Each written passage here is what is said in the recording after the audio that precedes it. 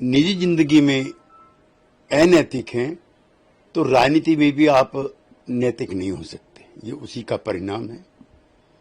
पहले बिहार का बंटाढार हुआ और अब परिवार को बंटाढार करने में लगे हुए। जिंदगी और सार्वजनिक जिंदगी पॉलिटिकल आदमी की अलग अलग नहीं होती है। जो निजी जिंदगी में करप्ट है, अनैतिक है, वो राजनीति में शुद्ध हो ही नहीं सकता। के लिए निष्कासित किया है। सार्वजनिक जीवन में अगर आप निजी जिंदगी में अनैतिक हैं तो राजनीति में भी आप नैतिक नहीं हो सकते। ये उसी का परिणाम है।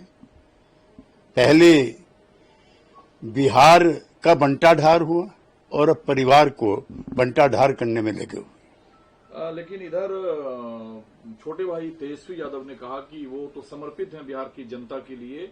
निजी जीवन में वो क्या फैसला लेते हैं तेज प्रताप यादव, ये उनका अपना फैसला होगा, लेकिन परिवार के मूल्यों के साथ समझौता नहीं किया जा सकता। ये निजी जिंदगी और सार्वजनिक जिंदगी पॉलिटिकल आदमी की अलग अलग नहीं होती है। जो निजी जिंदगी में करप्ट है, अनैतिक है, वो राजनीति में शुद्ध हो ही नहीं सकता। दूसरा महत्वपूर्ण सवाल यह है, नीतीश कुमार जी आज जो 20 राज्यों के मुख्यमंत्री और उप मुख्यमंत्री की बैठक हुई उसमें शामिल हुए, प्रशांत किशोर और तेजस्वी दोनों ने सवाल उठाया है। प्रशांत किशोर ने कहा कि अब वो सीटों की सौदेबाजी के लिए गए हैं दिल्ली, लेकिन कल बिहार के विकास के लिए जो नीति आयोग की बैठक थी उसमें वो शामिल नहीं हुए क्योंकि वो अनफिट हैं। अगर वो पहली मीटिंग के लिए अनफिट हैं तो दूसरी मीटिंग के लिए कैसे फिट है? राजनीतिक विद्वेषता के कारण चलते हुए इस तरह के वक्तव्य दोनों नेता दे रहे हैं।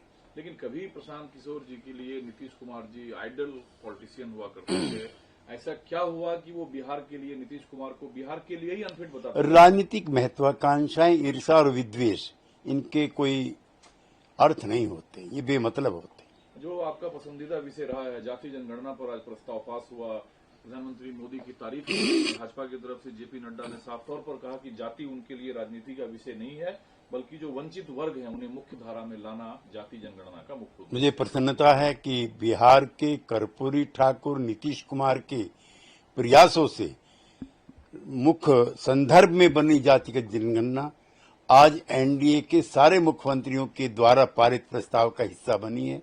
कर्पूरी ठाकुर, नीतीश कुमार और नरेंद्र मोदी, तीनों को बहुत बहुत धन्यवाद। लेकिन सर, जो आप लोगों की गठबंधन की सरकार है और ये जो प्रस्ताव और आया इसमें, और जो राहुल गांधी सवाल उठाते हैं, दोनों में समानता है या दो अलग बातें हैं?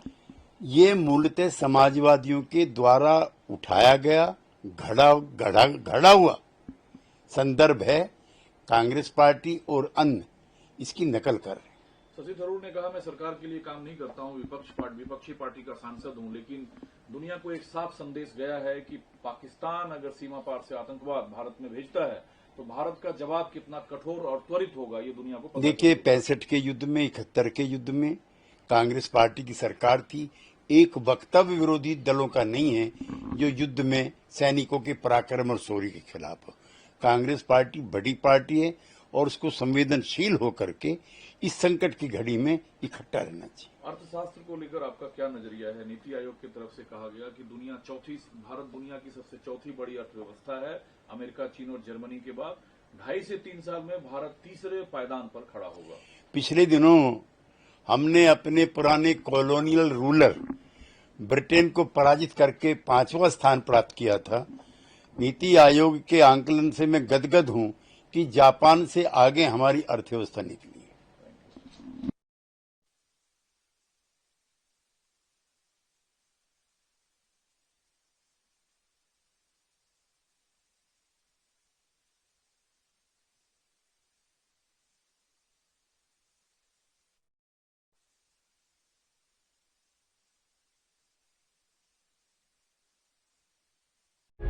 प्रभातखबर.com, विश्वास वही, रफ्तार नहीं।